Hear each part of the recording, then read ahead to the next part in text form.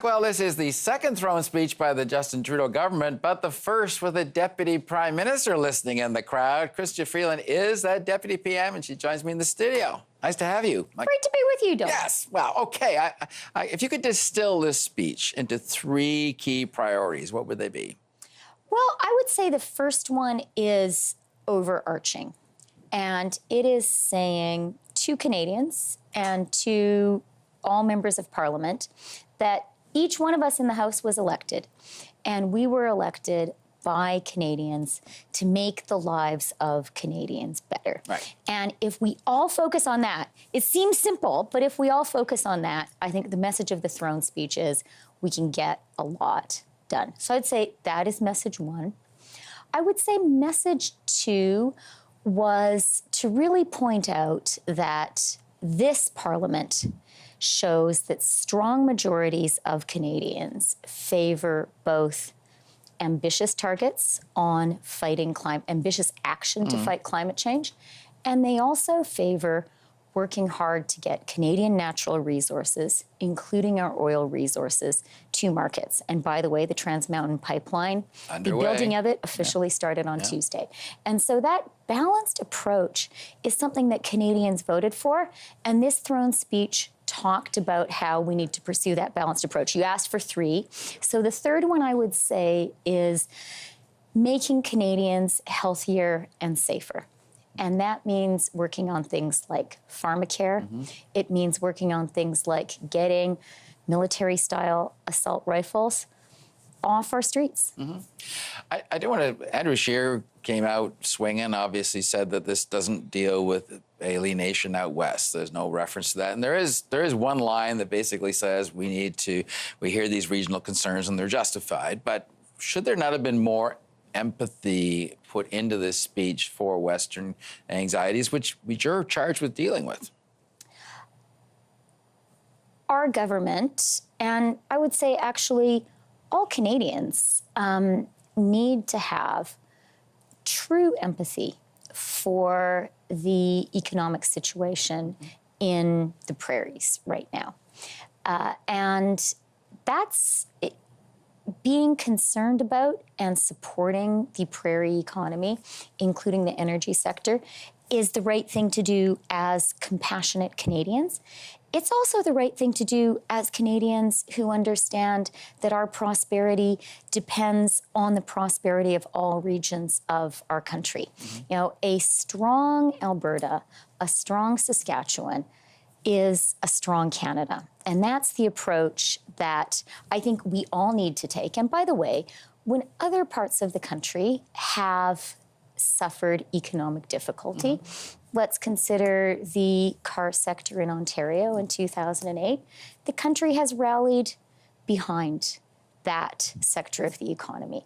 And I think that it's the job of any federal government to really work hard to be sure our national economy, in all of its amazing regional diversity, is firing on all cylinders. Okay, when you meet, I mean, the Prime Minister is meeting Jason Kenney next week, and I'm sure you'll be in the room listening. I had what I would characterize as a constructive meeting with Premier Kenney in Edmonton less than 10 days ago. Okay, I was there on Monday of last week. But we didn't have this speech. What are you going to point to in this speech and say, that's the proof we heard what you told me 10 days ago, and we're acting on that? You know, I think our approach in working with all parties in the House, in working with all premiers across the country, is really going to be, first and foremost, to look for that common ground, to say, let's begin the conversation by seeking the areas where we agree and seeking to make progress there. And I actually think there's a lot of progress that can be made. At the same time, I think it's important for us to be frank about the fact that there are political disagreements. There are political disagreements in the House of Commons. There are political disagreements across the country. And there are going to be some issues that we won't all agree on. And that's okay, too. Okay.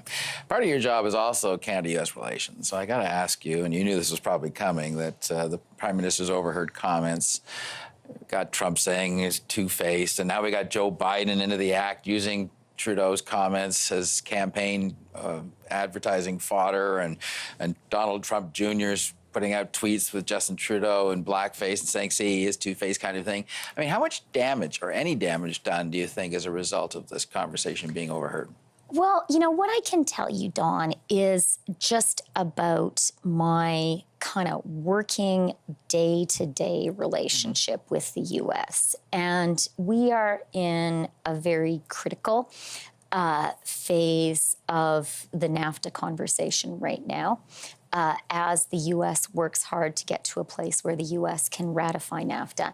And that has actually meant stepped up work together between Canada and the United States. Just over a week ago, I was in Washington meeting with Ambassador Lighthizer and Jesus Sede, the Mexican negotiator. And since that time, I have been on the phone with Ambassador Lighthizer a half dozen times every day. I talked to him at 9:45 last night.